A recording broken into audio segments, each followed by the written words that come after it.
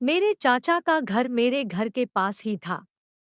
चाचा का लड़का अक्सर हमारे घर आ जाया करता था। वो उम्र में मुझसे 5 साल बड़ा था। एक दिन मैं अपने कमरे में बैठकर मोबाइल पर कुछ देख रही थी तो वो मेरे पास आया। फिर बातों बातों में उसने मेरा छाती की तरफ देखते हुए कहा, तुम अब जवान हो रही हो। मुझे उसकी बात अच्छी नहीं लगी, लेकिन उस दिन मुझे समझ जाना चाहिए था कि उसके इरादे ठीक नहीं हैं। फिर एक दिन मैं घर पर अकेली थी तो वो मेरे घर आया। उस वक्त मैं लेटी हुई थी तो वो मेरे पास आकर लेट गया और उसने अपना एक हाथ मेरी पीठ पर रख दिया।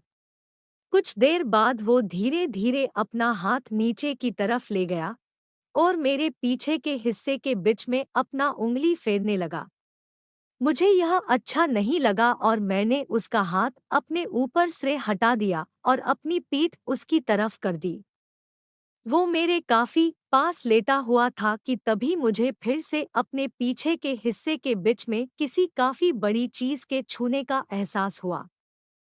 मुझे लगा ये उसका हाथ है और मैंने फिर से अपने हाथ से उसे दूर करने की कोशिश की, लेकिन जैसे ही मैंने इसे टच किया तो मैं समझ गई कि ये उसका हाथ नहीं बल्कि कुछ और है।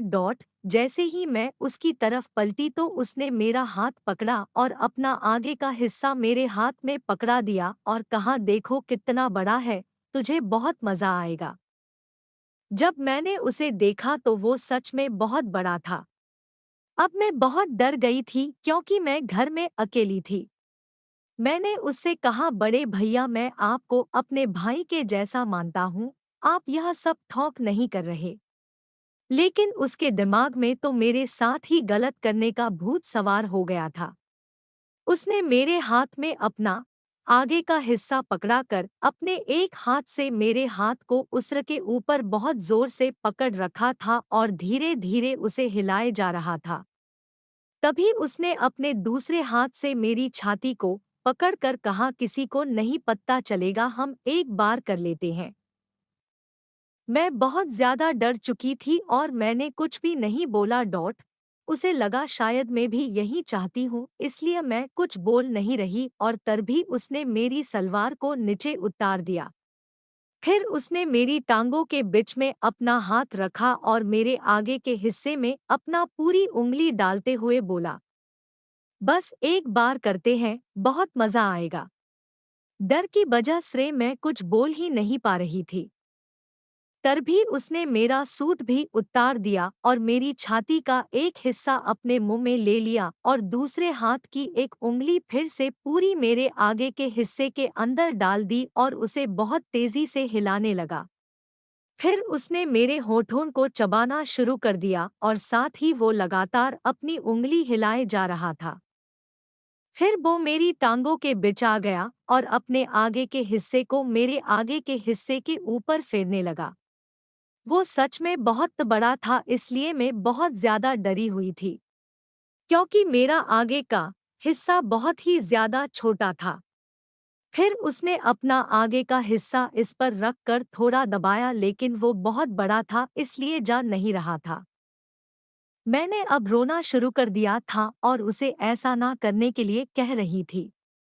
तब उसने कहा, कोई बात नहीं, पहली बार ऐसा ही होता है।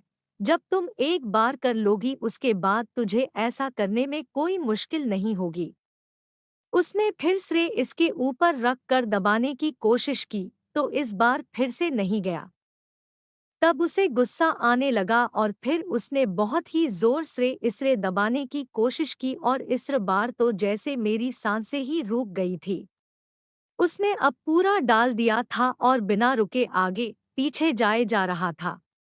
मैं पूरी तरह से उसके नीचे थी और मेरा दिल यही चाह रहा था कि अभी के अभी यह सब रुक जाए। मेरे हाथ उसे अपने से दूर करने की पूरी कोशिश कर रहे थे, लेकिन उसने मुझे मेरे कंधों से बहुत ही जोर से पकड़ रखा था।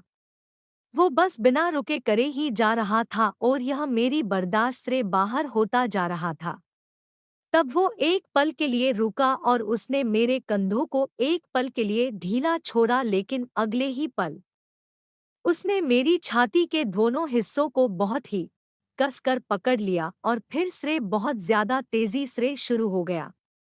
इतना दर्द महसूस हो रहा था कि मैं इसे लफ्जों में बयान नहीं कर सकती। तभी आखिरकार उसके मुंह से बहुत ही जोर की आवाज निकली और अगले ही पल वो रुक गया और बिल्कुल ठंडा पड़ गया।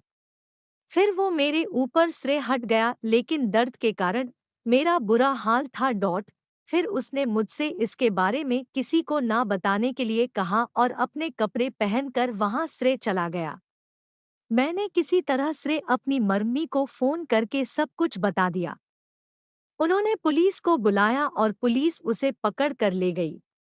उस दिन जो दर्द मुझे मिला उसे मैं आज तक भूल नहीं पाई हूँ।